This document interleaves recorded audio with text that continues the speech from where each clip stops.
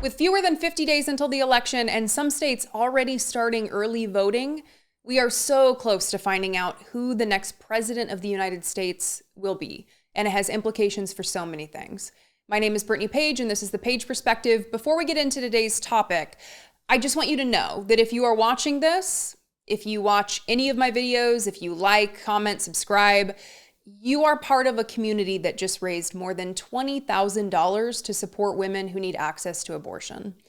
So I want to say thank you to everyone, whether you personally donated or not, because your being here and helping to extend the reach of this channel helps us grow not only our footprint on here, on the internet, but our ability to do good with that footprint, like with the fundraiser for the National Abortion Federation. It will remain open through the end of September, so you can still donate if you can. Thank you again for your donation. Thank you for your support, and thank you for being here. Now, last week, I covered the first confirmed preventable death from abortion bans in Georgia with reporting from ProPublica. Shortly after I posted that video, ProPublica announced a second confirmed preventable death in Georgia, this time involving a woman named Candy Miller. And in the video, I said this was just the beginning because Georgia's Maternal Mortality Review Committee is 2 years behind. They are reviewing deaths from fall 2022.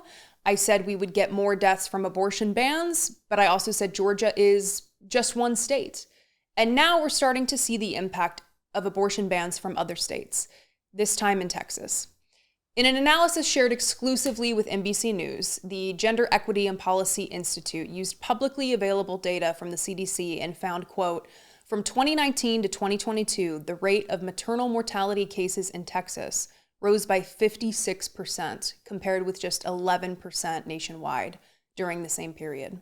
Quote, there's only one explanation for this staggering difference in maternal mortality, said Nancy L. Cohen, president of GEPI, quote, all the research points to Texas's abortion ban as the primary driver of this alarming increase.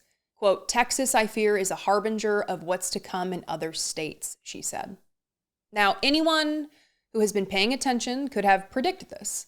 Experts have warned politicians repeatedly that abortion bans kill women. And yet, we're still existing in a world where Republicans continue to push lies about abortion and try to hide their true goals of banning abortion entirely, which, as we're seeing now, causes more death for mothers. In Texas, we've read the stories, right, about OBGYNs fleeing the state, increasingly fearful of what will happen to them under draconian laws that put lives at risk, leaving behind, in some cases, maternal healthcare deserts. But Texas restricted abortion before the Supreme Court overturned Roe in June 2022. So we have an even more unique glimpse into the damage caused by abortion bans in Texas. Reading again from NBC News, quote, the Texas legislature banned abortion care as early as 5 weeks into pregnancy in September 2021, nearly 1 year before the U.S. Supreme Court overturned Roe v. Wade, the case that protected a federal right to abortion in June 2022. The passage of Texas's Senate Bill 8 gave GEPI researchers the opportunity to take an early look at how near total bans on abortion, including cases in which the mother's life was in danger, affected the health and safety of pregnant women. The SB 8 effect, Cohen's team found, was swift and stark. Within a year, maternal mortality rose in all racial groups studied. Among Hispanic women, the rate of women dying while pregnant during childbirth or soon after increased from 14.5 maternal deaths per 100,000 live births in 2019 to 18.9 in 2022.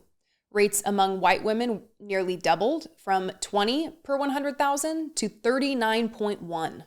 And Black women, who historically have higher chances of dying while pregnant during childbirth or soon after, saw their rates go from 31.6 to 43.6 per 100,000 live births. And so what is the result of this? Well, obviously inaction on the part of Republicans. Well, inaction and doubling down on restrictions on abortion from Republicans. But also, what is the result of this? Meaning, what is the impact of this on women? I'm sure you can guess that it's fear. And this quote really stood out to me. Quote, Fear is something I'd never seen in practice prior to Senate Bill 8, said Dr. Leah Tatum, an OBGYN in private practice in Austin, Texas. Tatum, who was not involved with the GEPI study, said the request for sterilization procedures among her patients doubled after the state's abortion ban. That is, women prefer to lose their ability to ever have children over the chance that they might become pregnant following SB 8.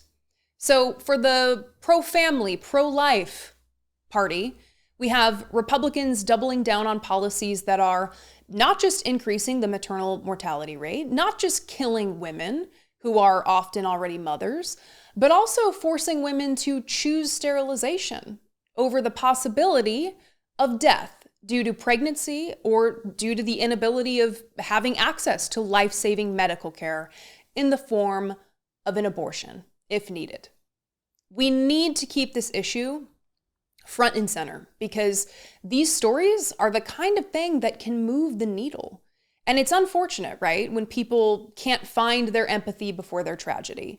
We would hope that people don't need to experience something firsthand before understanding an issue fully and investing themselves in activism.